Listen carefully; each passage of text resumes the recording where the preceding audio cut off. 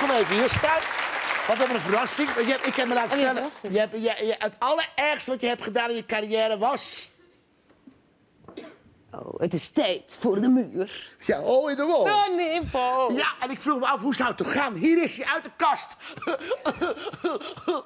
Papa, zwem, oh, Bram. Bram.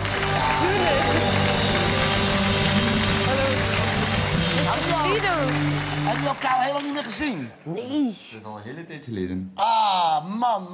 Ik heb dat helemaal weggecijferd. Ja, maar je moet zoiets toch niet wegcijferen? Nee, zeker niet. Wat doe je op dit moment, Bram? Gewoon huisvader en ja, werken. Dus. Maar hoe heb je dan zo'n mooi lichaam? Ik ben ook huisvader, Ja, maar kijk wat er is misgegaan vandaag. Het is al veel verbeterd eigenlijk, want ik heb eigenlijk nog last van zwangerschapskilo's.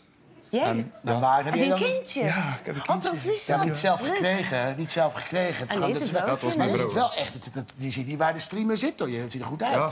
Goed gecompenseerd. Wij dachten, is het niet leuk wat je ons allemaal hebt aangedaan... de bekende Vlaming, om door verschillende gaten te laten gaan... lijkt het leuk dat Bram en Roos hier gaan staan... en we hebben onze eigen Manneke Pauls manier... hebben wij een soort hol in de wol dingen gemaakt. En dan zou het leuk zijn als jullie dat zo goed mogelijk doen. Zijn jullie klaar voor gauw op de punt staan?